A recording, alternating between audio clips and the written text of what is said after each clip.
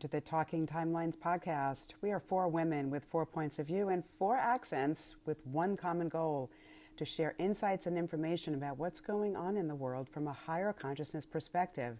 No BS, no PC, just lots of ideas that you won't hear on mainstream media.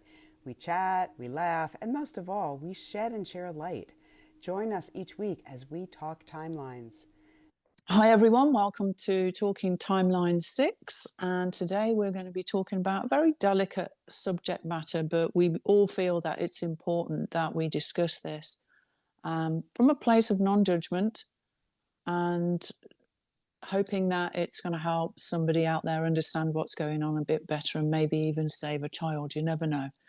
Today we're going to be talking about the issue of transgender in the world, particularly this side of the pond, America, Canada, what's going on here. And first of all, I'm going to introduce you to Lisa. I'm with Laura today. Susan couldn't join us. And Lisa and I actually went to a national inquiry talk in, I think it was October the 19th, if my memory serves me right. Lisa, would you mind sharing with folks at home what we discovered there? Yeah, it was a really great event because it was people that were wanting to be heard and with the changes that impact millions of people. And in Canada, like especially with what's going on with programs like SOGI. I didn't even know what SOGI was, but my friend he's been a guidance counselor in high schools and junior schools for a long time. And he was just even beside himself that programs like this actually came into the schools. And now it's really becoming an issue because they're not wanting any type of discussion with like the parents of these children. And these children are put in a place where they're, asked to make these decisions that will impact them for the rest of their childhood and adult life. It's called sexual orientation and gender identity, which I believe will be wiped away if we're going to follow suit as the United States and Canada here. And there was a fellow there that we were there for his entire testimony because he took an oath and everything like that. And this was all on record. His name was Billboard Chris because he would wear a billboard at a lot of the events to bring notice and awareness to what was going on, because he saw things that were happening at his child's school that were completely bizarre. I give him credit because he's been slapped, he's been punched, he's been argued with, and people just seem to nowadays, they're fueled by such high emotions. And when he testified, he was also let us know that in Calgary, they were going to, in the first quarter, January, February, right now, they were going to fluoridate the waters. So, they're spoken about some of the issues that are going to impact all of us in ways that are not so positive. But Janine let me know that he's going to be in the United States, and maybe you could share about that. And I was really shocked that he was given that invitation. And to me, that shows tremendous progress. So Janine, if you could share that. Yeah, well, last week I was on Instagram and he was sharing his invitation to the White House. So what he's been doing here is obviously rattled a few good cages, and things are going to start happening. And hopefully they'll bring that information to the American public as well. When you talked about, there's a couple of things, I've made some notes I'd like to share with people at home. So, everyone likes facts and figures, don't they?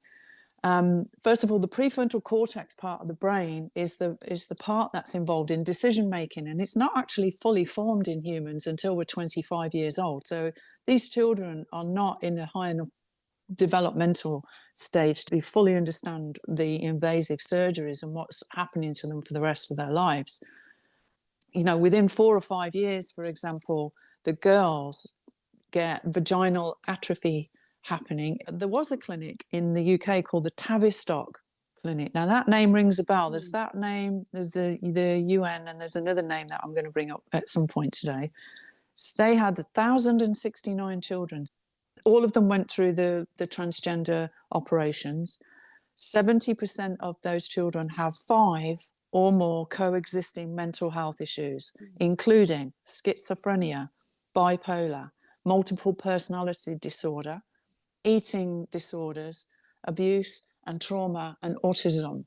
So we're talking about children that have got mental health issues in the first instance, and children that haven't got the developmental capacity to be making decisions where they're getting their genitalia cut off and they're going to be taking medications for the rest of their lives. In the USA, 179 girls, as far as were reported on the day in October 2024, under the age of 12 and a half have had double mastectomies. Under the age of 12 and a half, they're babies. Puberty blockers are allowed at the age of 10. Quite often, the parents are told that if you don't let your child do this, they're going to commit suicide. Well, the Finnish people in Finland, the data from their research over 27 years shows 6 suicides linked to transgender problems. Now, 6 is a lot of children to pass away, obviously, but it's not epidemic. So the fear mongering that's going, being told to the parents to encourage these operations is really not good. Gender dysphoria is actually considered a mental health issue. So jumping back onto the site, there's a psychologist in BC with the Ministry of Children and Family Development. They're transitioning 504 children as of October 2024. This is the information that was given under oath at the inquiry Lisa mentioned. Most of these children are orphans or foster kids. 20% of the children are in state care, and 8% of those in state care are actually in British Columbia. 52% of those 504 children that are transitioning are Indigenous. So we're talking about a lot of children that are orphans, coming from broken, damaged homes. They've got trauma issues, that are not being dealt with. They're being indoctrinated. Billboard Chris used the word indoctrinated constantly.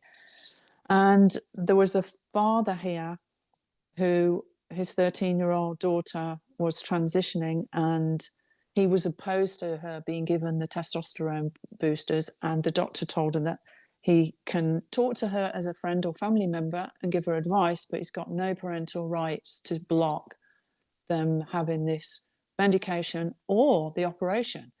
Any child between 12 and 18 can have a sex gender operation in Canada legally without the parents' knowledge. There are bills covering teachers in school. If a child is transitioning in the school system, the teachers are not allowed to discuss it with the parents. So if your son goes to school in a dress, the teachers are not allowed to phone the parents and complain.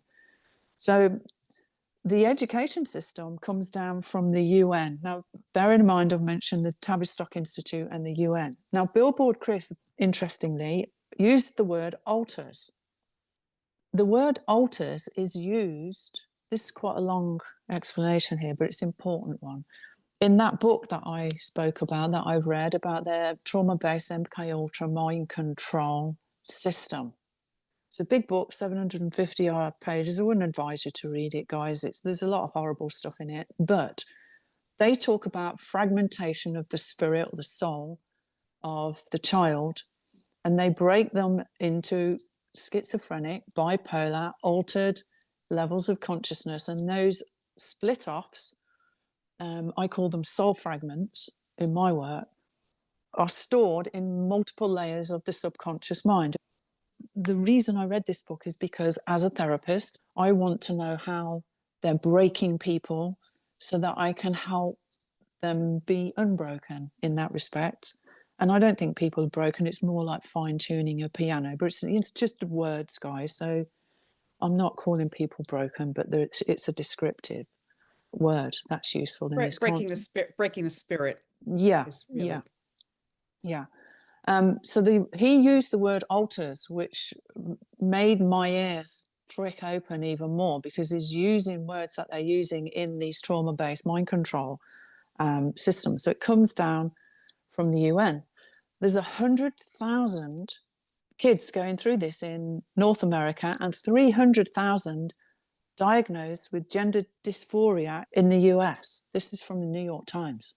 That's 400,000 children on this continent, not including Mexico and what's going on, further down there. And one of the core issues, and this is what's important, is they have no sense of self or core identity because the soul has been fractured and stored in the subconscious. So they're soul split in that respect. Now, no sense of self or core identity is associated with certain other mental health issues or labels, such as psychopaths and narcissists and so on and so forth. So there's a much bigger picture to what's going on here. I'm going to pass this over to you, Laura, because I'm sure you've got something to say about this and you're very knowledgeable. Well, that was so fascinating what you just shared because I didn't know a lot of it. And it's just, there's like so many little firings going off in my brain right now. So the two things that really stood out to me, one, you talk about there's another agenda. And no matter how you look at it, that's what everything is pointing to. And to me, there are a couple of things that would potentially could be, and that is one is that you're disempowering people when they don't have a strong sense of self, so they're less likely to breed, they're like less likely to to socialize the same way. So there you go. If there's the quote unquote population agenda, well, there you go, there's a perfect example of that. The other thing is also it's a way of labeling people to further divide the population. You're giving labels to people. So now instead of male and female and all the other ways that we label people and divide, now there's like multitude of ways that people now there's division on the planet, which we know causes all kinds of stuff because we want people to actually be together, and this separates them further. The other thing is that I don't think these people physically can breed. Is that correct? I mean, when They the, can't. the internal organs are still the same when you just change the genitalia. So these people now will not have healthy relationships. I mean, I guess they can on some level, but they're not going to be breeding because they can't. That also is very suspicious. The other thing to me that seems so backwards is that you would think for people, a lot of them are children, to do this kind of very radical move, that they would have extensive therapy before to make sure that they are mentally able to understand the implications and make a decision, and ask them why they want to do this. Go ahead, Janine. Okay, so on that, there was a study made of 139 boys who had severe gender dysphoria, and 87.8% of those grew up to grow out of it, but the higher majority of them turned out to be gay. So it's as if these gay children are now being guided into this transgender agenda scenario. And there is a bill in Canada called Bill C4, and it's a bill that prohibits anyone from conversation that their gender identity is to become cisgender. So you're not even allowed to try and guide them back to being, boy or a girl. There's a bill that stops therapists from being able to do anything like that. This is the kind of thing that's going on, and most people are not even aware of it. And the stopping the medical intervention is under the BC Infants Act as well. So there's a lot of stuff going on here that people need to know about. And just so that you are aware of how your child could be deemed able to be treated, these are the rules, okay? So the first rule is if your child refuses to get a haircut. So let's say you've got a little boy with shoulder length hair, doesn't want his hair cut. That's the first one. The second one is you've got a little girl standing up to pee. That renders her able to be treated. The third one is if they're playing with toys from members of the opposite sex. So girls playing with cars, boys playing with dolls. And the fourth one on the list is if they want to wear clothes that would normally be worn by the opposite sex, which is, speaks for itself. To me, those four things are perfectly normal children growing up things. I don't see any mental health problem there at all. At all. And I'm just interested in your feedback on that, guys. It almost sounds like a joke because Yeah. it's so ridiculous. And it just, oh, I don't know. It's just, as you were speaking, I was just literally shaking my head that it is so ridiculous. It's also not encouraging people to think out of the box, think for themselves. Like, this is how a boy's supposed to behave, this is how a girl's supposed to behave, and God forbid that they want to dress a way that maybe is not so feminine. That doesn't necessarily mean she wants to be a boy. It's back to the whole, this is, the indoctrination, as it's come up a couple of times, into this is what this role looks like. And if you deviate from that, well, obviously there's something wrong with you. So let's have the surgery and, make it better. Exactly. Lisa, what were you going to say? Just again, it's complete manipulation. And for those parents that are not involved, because I know a lot of parents drop off their kids at schools and they're not aware of some of the programs or the intensity of what's being delivered to them or spoon fed to them in their entirety. One of the examples that I got, like this, when we were in Palm Desert last year, in May, pardon me, it wasn't last May, it was the May before. And Andy had his grandkids that were there and they brought their homework. And his grandson had homework and it was completely bashing President Trump. And I'm thinking, why is that in the school system to begin with, it, right? So we know that the education system's contaminated and they're pushing narratives. And a lot of the parents are oblivious and they're not even seeing the forest through the trees. Many of them are pulling their kids from school. We're seeing all type of overstepping more than ever now. Like, we never saw that when we were going to school. No, we didn't.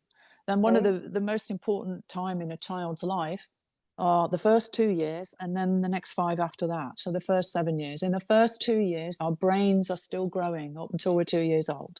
So the more Yeah. information that child, the positive information that child, their brain is growing and developing until they're 2. And then up to 7, that subconscious mind is in theta brainwave frequency, which is what therapists and hypnotists go into theta to deprogram and reprogram the subconscious, is wide open. They're sponges 24/7. So every single thing that they're given is hardwired into their system. And I don't think children should be going to school anymore. I'm, certainly not until they're at least 8 years old. They need to be in very safe kind of kindergarten places, being taught by very beautiful souls, a very select curriculum, because of the importance of what's going into their systems up until the age of 7. I'm not saying all mums can homeschool their kids.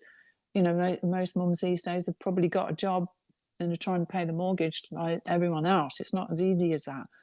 But there needs to be a change in the system. There needs to be people out there that start to go, and do you know what? I'm going to create a school for up to, 4 to 8 year olds or something like that, and make that such a beautiful environment for them to learn and grow and develop in.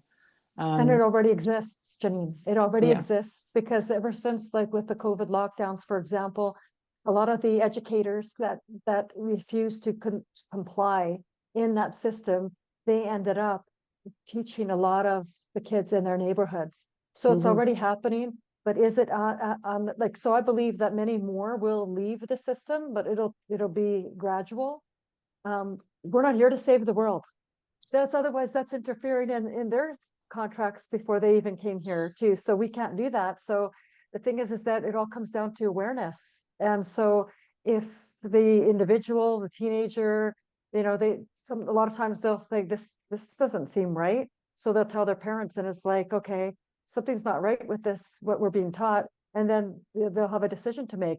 But other parents and families are completely snowed. And it's just like in any other topic that we can discuss, there's that element of cognitive dissonance and not even being aware. So I think, once there's that awareness, which I think is happening more and more, then we'll see more of the change. But it's like, okay, we need to change pretty much everything in our world. It's slowly happening, but we're in the precipice of it. Yeah. Okay, well, education is a whole other podcast in that respect. But just jumping back onto the transgender stuff that's going on there. I've spoken about transgender before, in that, I've known some transgender people, and I'm very much a live and let live person, but this is different because of what's being promoted in children. And there's not many people who are going to stand back and not have an opinion on what's happening to these kids, particularly kids that are coming from vulnerable backgrounds and abuse and trauma, and that trauma is not being dealt with on a massive scale. 400,000 children, that's a big number. That's like, I don't know what the numbers are for epidemics, but it can't be far off epidemic proportions. Yeah, what I also think is really bizarre is that it's my understanding that in the schools, they were actually asking kids to choose what gender they are, that there's Wow. 26 potential genders and you can decide what you are. And what that does to the brain at that time, as you were just talking about, all of a sudden they're questioning, oh, it's like I can pick this. And that to me is so distorted because it doesn't, there aren't 26 genders. There are two genders. Yeah. Granted, there are other forms, versions that we were just talking about, but there's only two genders of human beings. So Yeah. even implanting that into children at that age to question and, oh, wow, I could do this, not understanding the repercussions. And I actually do have a story to share of someone that I know personally. And it, to me, it just shines a light on just what is going on. So there's somebody that I do know personally who she had cancer a few times, but she had a double mastectomy. So she had breast cancer, other things that were handled, but she had double mastectomy. She has a daughter who, at the time, I think was in her early teens, was a little maybe on the spectrum. There was definitely something very social, had a lot of problems socially. So there was some behavior, something going on there before. Um, Decided that, well, the friend was telling me how her daughter referred to herself as they. She was a they. She was in a female body, but kind of didn't really, wasn't really gay. Kind of like the way she described it was that she kind of had characteristics of both and identified with both of them. So that's how this started. She was now a they. Well, she went and had surgery done without the mom knowing. She Wow. had her breast removed, maybe 16, 17 years old. And the reason why the doctors did this was because, oh, you're at high risk for cancer because your mom had a double mastectomy. So I'm not sure whether the parents were divorced. I'm not sure whether the father knew about it, but it's my understanding that, first of all, insurance paid for it. And secondly, the mother did not even need to be consulted in this. When my friend found out, she was so devastated because here was a woman that would have loved to have still had her breasts, right?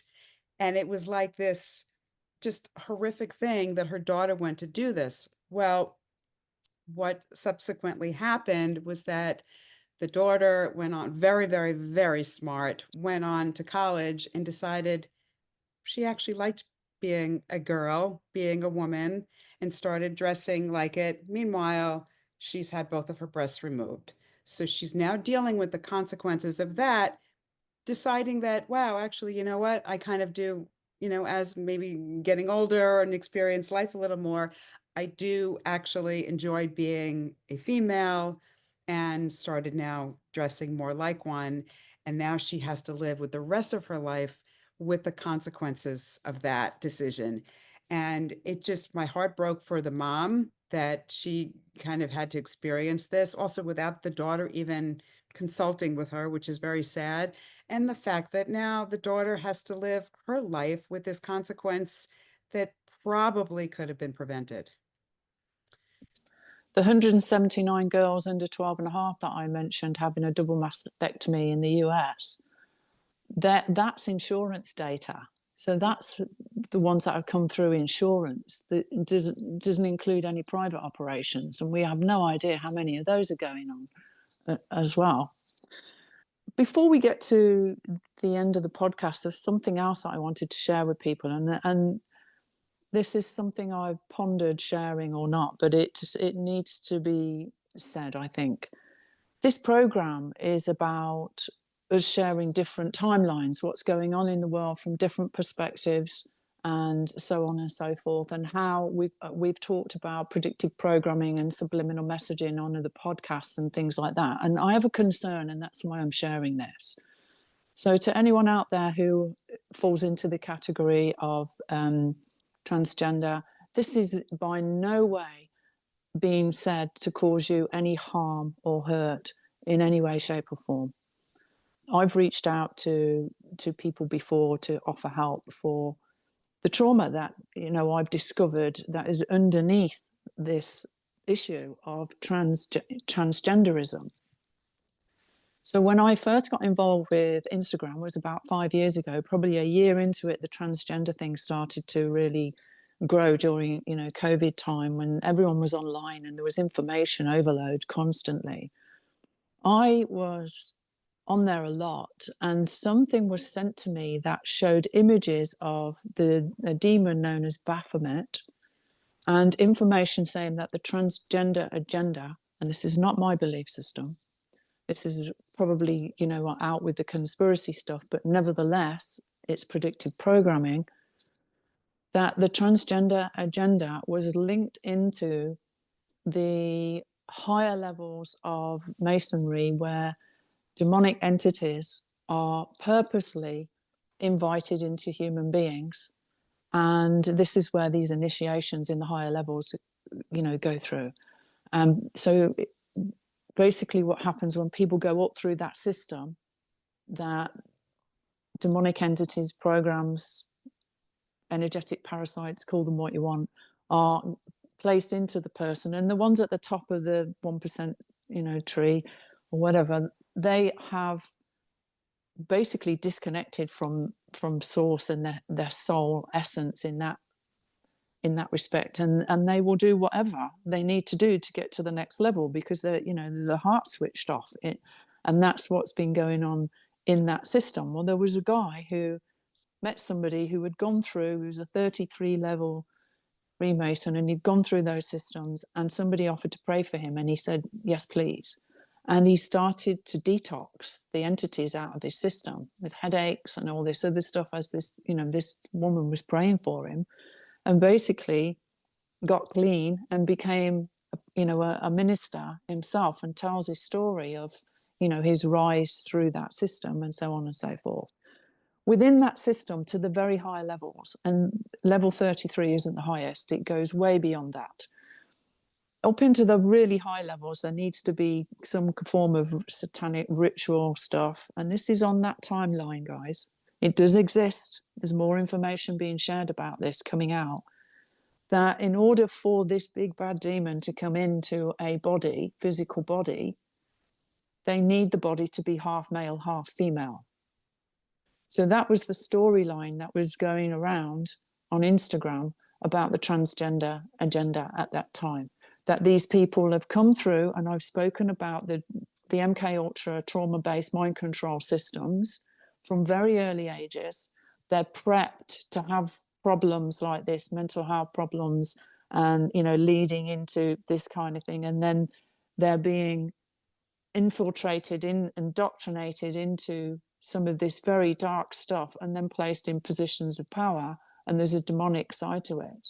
Again, this is not my belief, but this has been heavily shared on Instagram with probably millions of people 4 years ago when it came to me on there. So this has been put out as a predictive program into the, you know, the simulator of the people that are following that timeline. And this is why I wanted to talk this show to be about timelines, so that we can discuss what's going on in other timelines openly, without judgment. We're all sitting on the fence with this, in the respect that we can see these different timelines going on. It may be trauma related. It may be that there is a dark agenda, in, you know, that people are calling conspiracy. It may be, you know, a lot of different reasons for this. It may be nutritional deficiency in the womb, which my friend who is a therapist and into nutrition believes has a lot to do with the developmental, you know, phases in our chromosomes in the womb, linked to poor diet, which is also a massive problem. So there's all these different possibilities of the root cause. And I'm a root cause therapist. I want to get to the root cause. Where does this come from? Is it down your ancestral lineage? Is the satanic behavior in, your ancestral lineage? Has anyone in your family been into black magic? All of these things are real and exist, and they have, consequential effects on us intergenerationally. And what's going on the planet at the moment is we're here to clear this stuff. It's not just us we're healing. We're here to clear intergenerational trauma. And I've said it before, our ancestors have been barbaric, rapists, rape, plunder, steal, all of that stuff is in our DNA. And this is why the world's spewing out all this nastiness at the moment, because it's up to us to heal it in us, and then we'll stop seeing it and being charged by it in the world around us. There's a difference. It's like, I can see this stuff from a neutral perspective. Oh, so that's a program in that timeline, in that simulation. That's that program. That's how I look at things as a consciousness architect. And that's what I encourage, the people that have followed me and bought my products to be. Look at it from a higher perspective as the observer. What's really going on here? And you'll find solutions. But I wanted to share it. I know it's a very dark way of looking at things, but that perspective has been put out into the world as predictive programming. So we need to just be aware of, there may be an agenda in those lower dimensional frequencies that is coming to get people's children, and keeping your kids safe is important. Monitor what they're watching on their computers. That too. You can add to that, Lisa. Yeah, like it's just, you were seeing it also with the jabs, and the quantity. I've got a niece that she's, my sister had said that she's now, like, she's on the spectrum. She's going to be 30 years old on April. And she was born in 1995. And that's when all those jabs were coming out too. Same thing, primarily children. And now we're seeing skyrocketed disabilities and all sorts of problems. So again, it's a dismantling of a lot of the systems out there, but we have to see what we see first in order to elicit change. Yeah, exactly. Laura, have you got anything you'd like to add before we finish? I don't know. I think that was such a great, great way to end, Janine, with just really that explanation. It is really important that people realize that, we don't know, none of us know, but we do know that there are timelines playing out, and it's important to just recognize that we can choose to pay attention to things and actually add to the probability or the potential of certain things, or we can kind of take the information, not own it, and then just see other potentials that are possible. Exactly. So using the words, I do not consent on any level of consciousness and things like that. When we watch anything on screens, if you're just setting your intention in the morning, I intend to observe and not absorb on any level of my consciousness, and just keeping an eye on what's going on with your children, because I don't like this lock kids up in the bedroom, they're safe on their computers. I think there's more danger on their computer than there is them playing soccer down the street with the rest of the kids and getting muddy like we used to when we were kids, getting out in nature. Okay, well, I think we're all about done today. So thank you very much for listening, guys. Remember that we count on you to share this, and we're hoping that you'll do that for us. And if you'd like to know more about us, what Laura and I can offer as therapists, and Lisa's got her products, I put all of those links on the YouTube channel only, because we can't share them on Podbean and Spotify and whatever. So if you want to know more about us, go to our YouTube channel, Talking Timelines, and we'll see you next time. Bye for now, guys. Bye, everyone. Bye-bye.